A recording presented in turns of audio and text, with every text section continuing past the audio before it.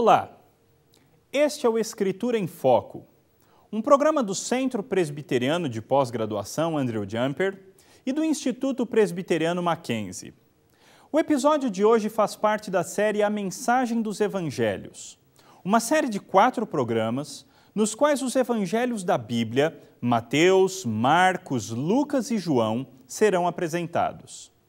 Cada episódio apresentará de maneira introdutória o conteúdo e mensagem central de cada um deles.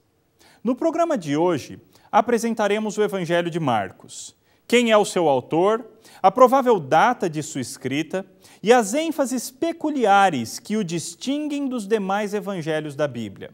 Assim, fique conosco e conheça um pouco mais do Evangelho de Marcos.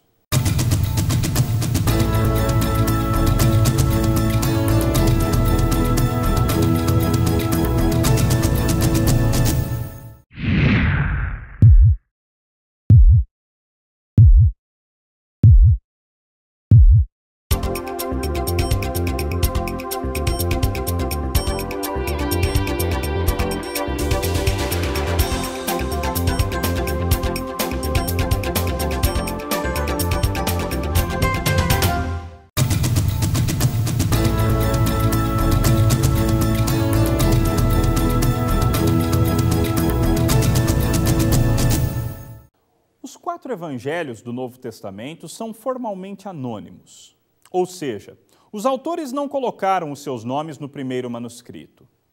Assim que esses manuscritos começaram a ser copiados, entretanto, o nome dos autores foi incluído.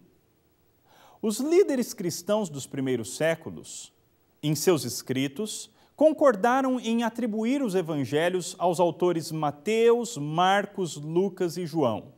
Por exemplo, já em 130 d.C., Papias, um desses líderes chamados pais da igreja, escreveu que João Marcos escreveu o evangelho que leva o seu nome, baseado nas palavras que ouviu de Pedro, ainda que não tenha colocado os fatos de acordo com a ordem cronológica na qual ocorreram. Esse Marcos, autor do segundo evangelho, é aquele jovem que acompanhou Paulo e Barnabé em sua primeira viagem missionária, mas que desistiu de continuar a viagem. Barnabé e Paulo se separaram na segunda viagem porque Barnabé quis levar Marcos consigo, mas Paulo não concordou em levar aquele que os tinha abandonado da primeira vez. Apesar disso, em uma de suas últimas cartas, Paulo pede que Timóteo traga João Marcos, pois ele seria útil para o ministério. Paulo soube reconhecer o valor daquele que outrora havia desertado. Pedro também cita Marcos em uma de suas cartas, chamando-o de filho, dando a entender que foi pelo ministério de Pedro que Marcos se converteu. Na iconografia cristã da Idade Média, o Evangelho de Marcos é representado por um leão com asas, um símbolo de sua apresentação de Jesus Cristo como um corajoso rei.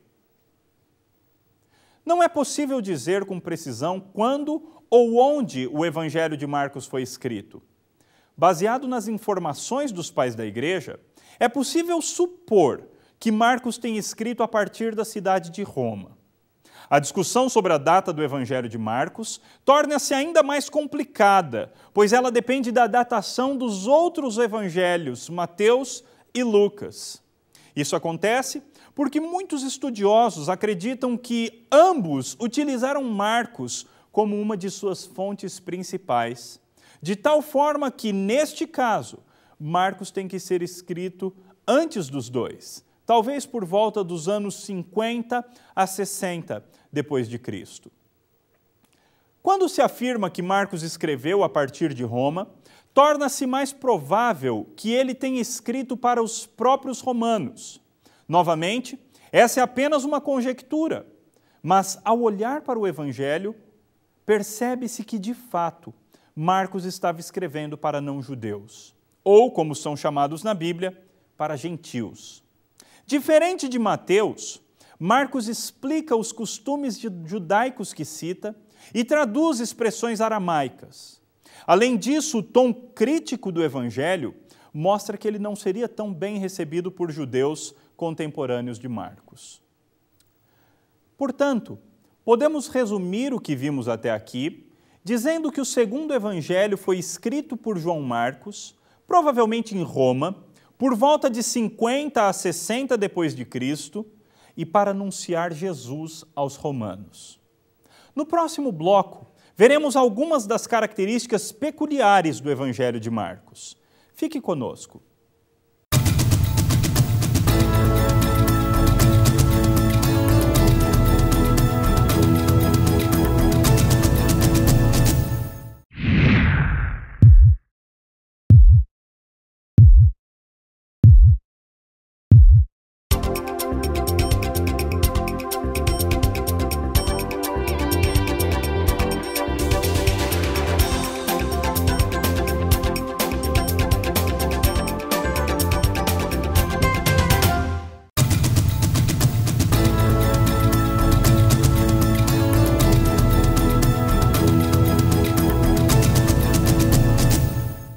No bloco anterior, vimos algumas informações introdutórias sobre o segundo evangelho, seu autor, prováveis destinatários, data e local de escrita.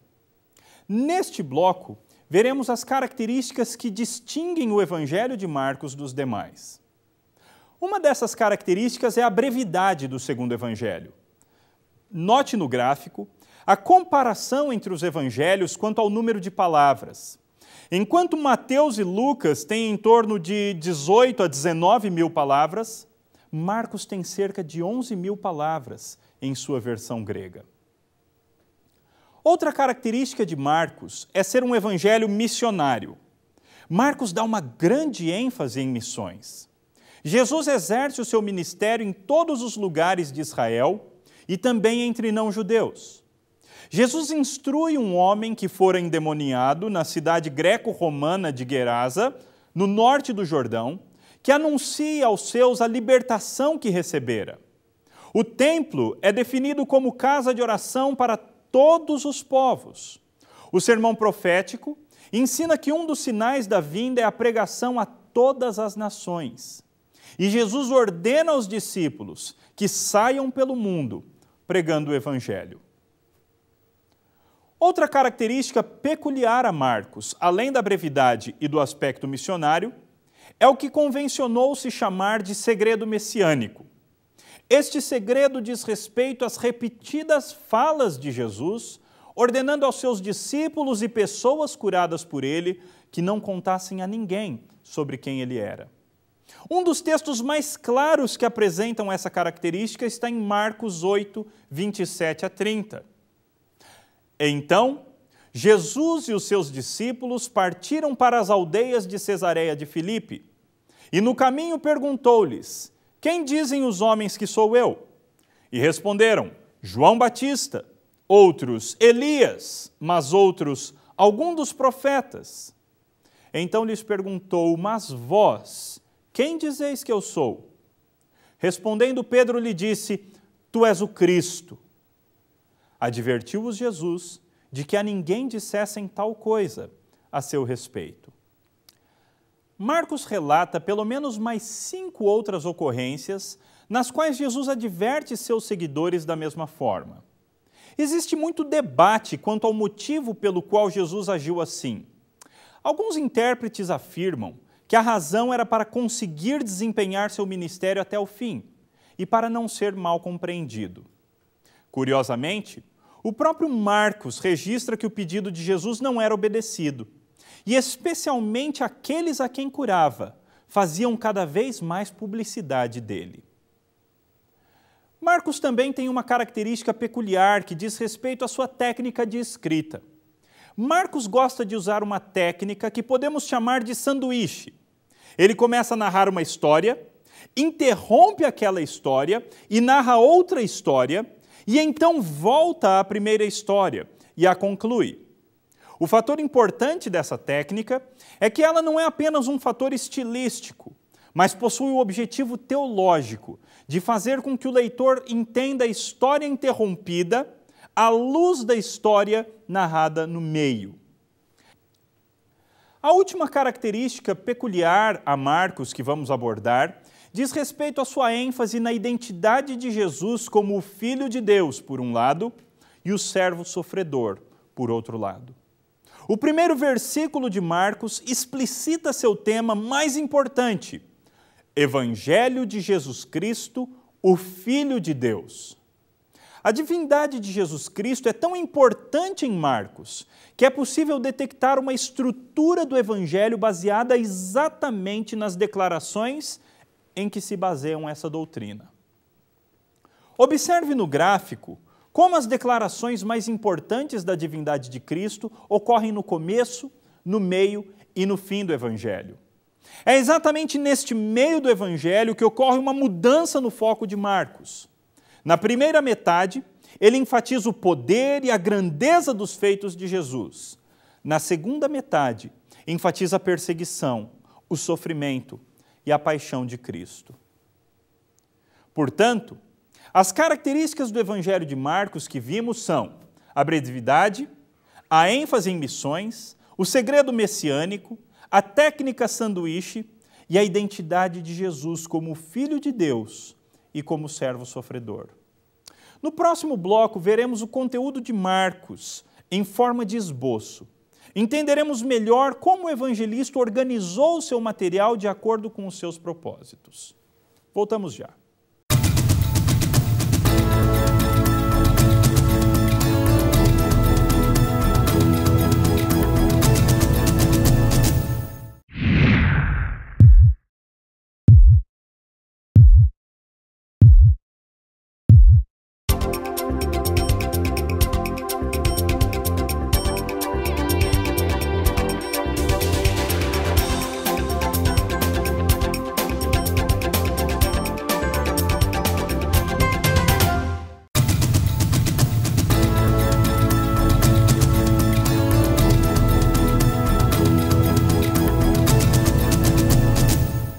Você está assistindo ao programa Escritura em Foco, na série A Mensagem dos Evangelhos.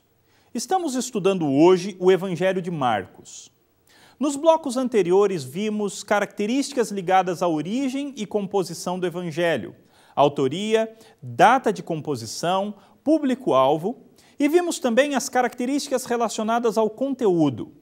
Neste e no próximo bloco, apresentaremos este conteúdo de Marcos e veremos como o evangelista organizou este conteúdo em seções menores, procurando discernir qual foi a lógica dessa organização.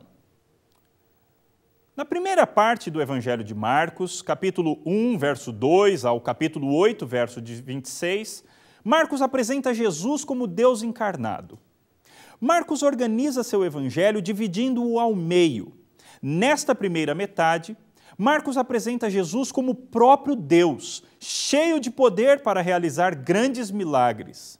Assim, Jesus demonstra sua divindade por meio de muitas curas, multiplicação de pães e andando por sobre o mar. Jesus também é retratado em seu ensino e nos conflitos com os fariseus e outros líderes religiosos de sua época. Marcos registra a insistência de Jesus para que não o expusessem à publicidade. Bem no meio do Evangelho, capítulo 8, versos 27 a 30, acontece a confissão de Pedro: Tu és o Cristo. É como se Jesus tivesse terminado a primeira grande lição que tinha a ensinar, a sua divindade. Uma vez que Pedro e os demais apóstolos finalmente entenderam essa verdade, Jesus passa a ensiná-los a segunda grande lição.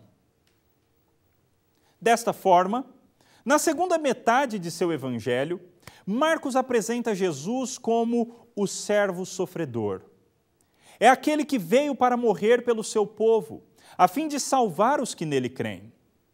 Assim, a partir da confissão de Pedro, tudo no evangelho gira em torno da paixão de Cristo, seu sofrimento e morte.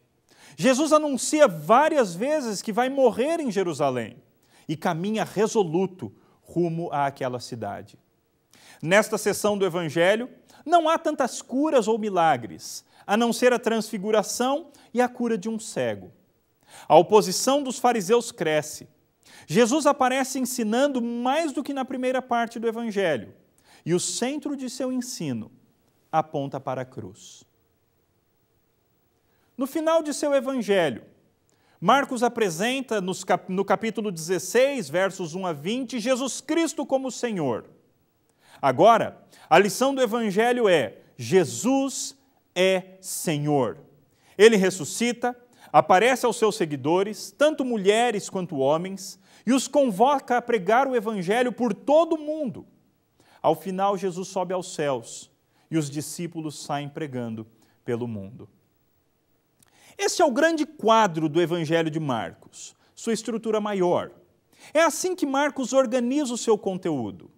Note que ao gastar 8 capítulos para os 3 anos de ministério de Jesus e 8 capítulos também para a Semana da Paixão, Marcos está dando a entender que a vida e o ministério de Jesus devem ser entendidos à luz da sua paixão, de seu sofrimento pelos pecadores. Voltemos ao conteúdo do Evangelho. Deus havia dito que antes da vinda do Messias, viria alguém para lhe preparar o caminho. Esse alguém foi João Batista, aquele que batizava no Rio Jordão. Ali também Jesus foi batizado, sendo depois levado para o Espírito ao deserto, a fim de ser tentado. No batismo, a voz do próprio Deus Pai foi ouvida: Tu és o meu Filho amado, em ti me comprazo. Após a sua tentação, Jesus deu início ao seu ministério. Nas palavras de Marcos, pregando o Evangelho de Deus, dizendo: O tempo está cumprido e o reino de Deus está próximo. Arrependei-vos e crede no Evangelho. Depois de chamar os discípulos, Jesus foi a uma sinagoga em Cafarnaum e começou a pregar ali. Então um espírito imundo se manifestou em um homem. É interessante destacar que o espírito maligno também faz uma declaração da identidade de Jesus quando diz: Que temos nós contigo, Jesus Nazareno? Vieste para perder-nos? Bem sei quem és, o Santo de Deus. Jesus expulsou aquele demônio e libertou aquele homem. E este tornou-se o primeiro milagre narrado por Marcos. Depois disso, a fama de Jesus se espalhou por toda a Galileia.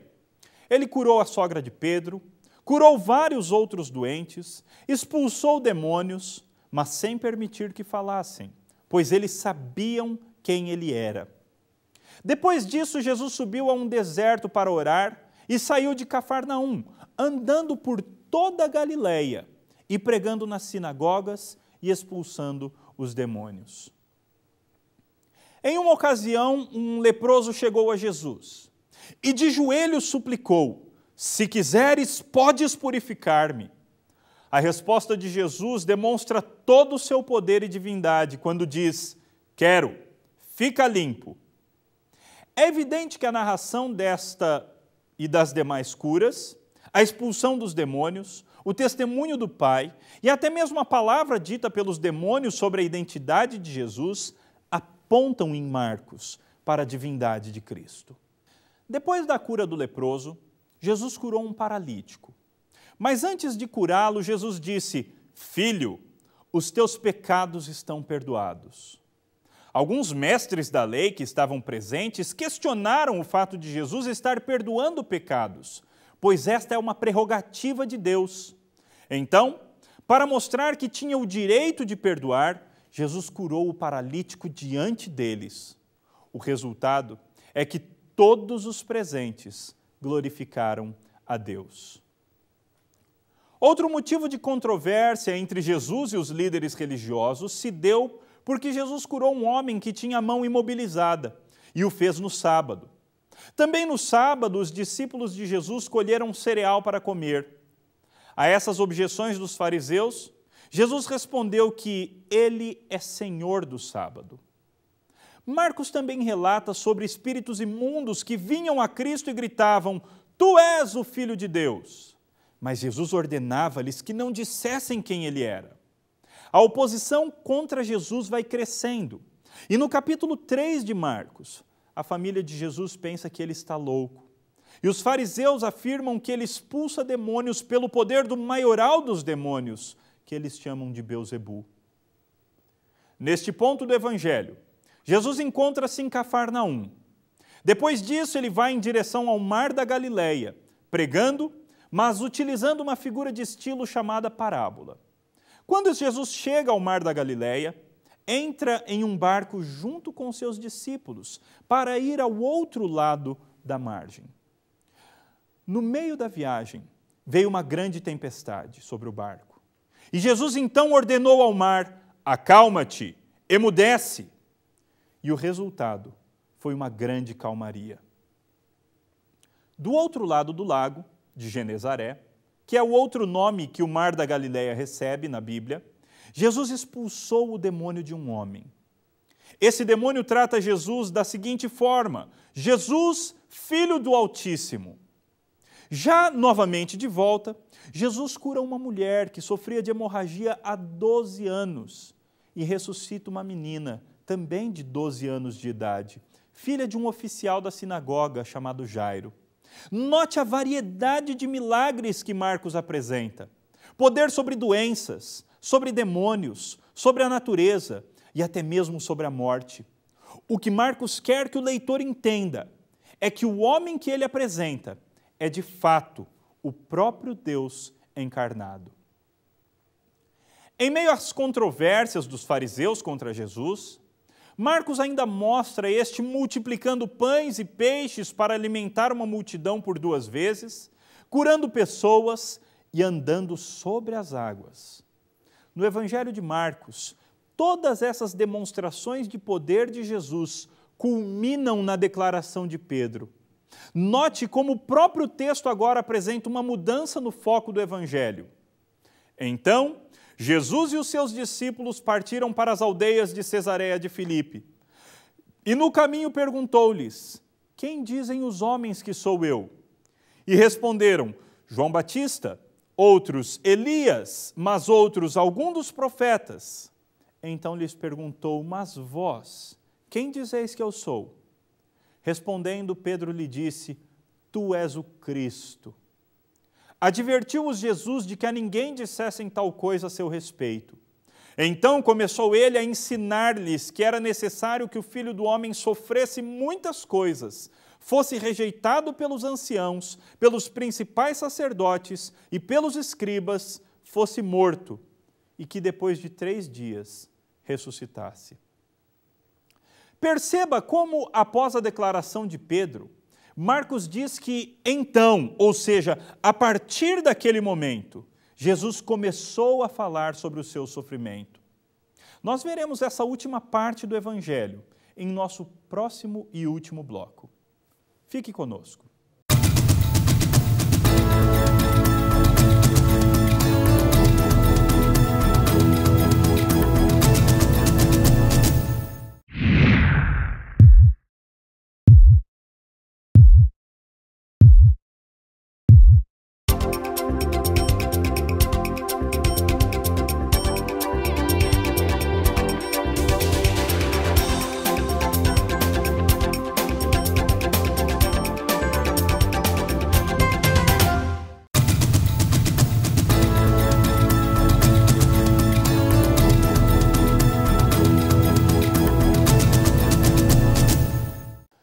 Chegamos ao último bloco de nosso programa. Vimos a primeira parte do Evangelho no bloco anterior, seu conteúdo e suas ênfases. Neste bloco, veremos a segunda metade do Evangelho de Marcos. Logo depois da declaração de Pedro, Jesus começou a falar com seus discípulos sobre seu sofrimento, rejeição e morte. Então, o mesmo Pedro que havia declarado que Jesus era o Messias, chama Jesus de lado e começa a repreender Jesus por ficar falando de sua morte. Jesus olha para os seus discípulos e responde a Pedro: arreda, Satanás, porque não cogita das coisas de Deus, e sim das dos homens. Nesta hora, Jesus chamou os seus discípulos e uma multidão e lhes ensinou: se alguém quer vir após mim, a si mesmo se negue, tome a sua cruz e siga-me. Quem quiser, pois, salvar a sua vida, perdê-la-á. E quem perder a sua vida por causa de mim e do Evangelho, salvá-la-á. Que aproveita o homem ganhar o mundo inteiro e perder a sua alma? Que daria um homem em troca de sua alma? Porque qualquer que, nesta geração adúltera e pecadora, se envergonhar de mim e de minhas palavras, também o Filho do Homem se envergonhará dele, quando vier na glória de seu Pai com os santos anjos. Nesta segunda metade do Evangelho, Jesus não somente conta que ele está caminhando para a morte, mas ele ensina seus seguidores que o caminho do discipulado é um caminho de cruz, de perda dos próprios desejos e de vergonha social. A boa notícia fica por conta do anúncio da volta de Jesus, junto com os santos anjos de Deus em glória. Assim, para fazer parte do grupo que vence no final, é necessário estar disposto a renunciar uma vida de adultério e de pecados. O capítulo 9 de Marcos narra a transfiguração de Jesus, que ocorreu provavelmente no Monte Hermon. Foi naquela ocasião que novamente uma voz foi ouvida do céu dizendo: "Este é o meu filho amado, a ele ouvi." Deus ordenou aos discípulos que estavam junto de Jesus, Pedro, Tiago e João, que ouvissem a Cristo. Lembre-se que o assunto preferido de Jesus nessa segunda parte do Evangelho dizia respeito à sua morte. Os discípulos deveriam ouvi-lo, naquele sentido de obedecê-lo, de entender as suas palavras e aceitar o que ele dizia. Assim que desceu do monte, Jesus encontrou uma criança endemoninhada, que seus discípulos não estavam conseguindo libertar. Jesus então conversou com o pai daquele menino. Jesus em seguida pediu que o pai do menino explicasse o que acontecia com o garoto.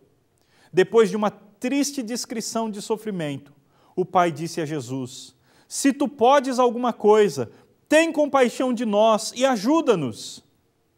A resposta de Jesus foi contundente: "Se podes, tudo é possível ao que crê." Assim, em um dos diálogos mais emocionantes do Evangelho, o pai do menino disse: "Eu creio, ajuda-me na minha falta de fé." Nessa hora, Jesus expulsou o demônio daquele menino e o devolveu ao seu pai. Nesta segunda metade do Evangelho de Marcos, vários ensinos de Jesus encontram-se de maneira concentrada. Por exemplo, o Filho do Homem será entregue nas mãos dos homens e o matarão, mas 3 dias depois de sua morte, ressuscitará. Jesus também ensina que, se alguém quer ser o primeiro, será o último e servo de todos. Com essas palavras, Jesus ensinou seus discípulos uma lição a respeito de humildade. Jesus também falou sobre a impossibilidade do divórcio, a não ser em casos de adultério. E falou também sobre a dificuldade de se entrar no reino dos céus. Ele disse: "É mais fácil passar um camelo pelo fundo de uma agulha do que entrar um rico no reino dos céus." Eles ficaram sobremodo maravilhados, dizendo entre si: "Então quem pode ser salvo?" Jesus, porém, fitando neles, os discípulos, o olhar, disse: "Para os homens é impossível, contudo, não para Deus, porque para Deus tudo é possível." Note que nesse verso, Jesus fala sobre a dificuldade e até mesmo sobre a impossibilidade de qualquer pessoa ser salva. Para os homens é impossível. Quem salva, portanto, é Deus, pois para ele tudo é possível. No capítulo 11, Marcos narra a entrada de Jesus em Jerusalém. Jesus entra na cidade montado em um jumentinho e é saudado pelo povo. No dia seguinte, Jesus expulsa do templo aqueles que vendiam pombas e os cambistas, dizendo: "Não está escrito, a casa minha será chamada casa de oração para todas as nações? Vós, porém, a tendes transformado em covil de salteadores." Antes de chegar ao templo, Jesus havia amaldiçoado uma figueira. Depois de sair do templo, os discípulos repararam que a figueira havia se secado. Neste exemplo de técnica sanduíche, Marcos coloca a purificação do templo dentro do relato da maldição e morte da figueira, de forma que a purificação do templo e a maldição sobre a figueira devem ser interpretadas uma à luz da outra. Jesus ainda ensina sobre o dever de pagar impostos, sobre sua morte e ressurreição. Afirma que o maior mandamento é amar a Deus de todo o coração, alma e forças. Desde o capítulo 11, Marcos está narrando a última semana da vida de Cristo, a semana da paixão. Esta tabela apresenta como Marcos organiza os dados desta semana. Destaque-se que, mesmo em meio aos sofrimentos e traições que o levaram à morte, Marcos relata o seguinte diálogo entre o sumo sacerdote e Jesus. Tornou a interrogá-lo o sumo sacerdote e lhe disse: És tu o Cristo, o Filho de Deus bendito? Jesus respondeu: Eu sou. E vereis o Filho do Homem assentado à direita do Todo-Poderoso e vindo com as nuvens do céu. Essa é uma das afirmações bíblicas mais claras do próprio Jesus a respeito de sua identidade. Não há mais segredo messiânico nesta parte do Evangelho. Não há mais mistério. Jesus anuncia que ele é o Messias e que ele, apesar de estar sendo condenado à morte, vai sentar-se à direita de Deus Pai e voltará para reinar. Como já vimos, Marcos também registra o testemunho do guarda que estava acompanhando tudo a respeito da morte de Jesus, quando este diz: verdadeiramente, este homem era o Filho de Deus. Depois disso, Marcos narra a ressurreição de Jesus, sua aparição para várias pessoas e sua ordem final aos seus seguidores. Ide por todo o mundo e pregai o Evangelho a toda criatura. Quem crer e for batizado será salvo. Quem, porém, não crer, será condenado. Marcos relata ainda que depois dessas palavras Jesus subiu ao céu.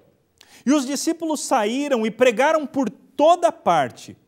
E o Senhor cooperava com eles, confirmando sua palavra por meio de sinais. Marcos escreveu o seu evangelho para os romanos. Estes eram afeitos ao poder, à grandeza, à glória. Portanto, o problema de Marcos era como apresentar um Jesus que morreu uma morte humilhante de cruz, de forma que os romanos estivessem dispostos a ouvir. É isso que Marcos fez em seu evangelho. Marcos tratou de apresentar a realidade de um Jesus Cristo que é Senhor e Deus. A primeira metade do Evangelho apresenta Jesus como o Senhor da glória, aquele que tem poder sobre as forças demoníacas, sobre as doenças do corpo, sobre os elementos da natureza e sobre o pior dos males, o mal do pecado, que leva o homem para o inferno. Na segunda metade de seu Evangelho, Marcos apresenta um Jesus que caminha resolutamente para a morte. Não por imposição ou constrangimento, mas voluntariamente. Jesus vai à cruz por vontade própria, porque este era o caminho para salvar pecadores. Ele vai à cruz não como um fraco derrotado, mas como Senhor, que se porta como servo, a fim de servir e salvar os seus. E é esta a mensagem de Marcos, para os romanos e para os seus leitores em todas as épocas. Você assistiu ao programa Escritura em Foco, na série A Mensagem dos Evangelhos. Se você tiver dúvidas, críticas, sugestões, contate-nos escrevendo para o e-mail que está em sua tela. Que Deus o abençoe.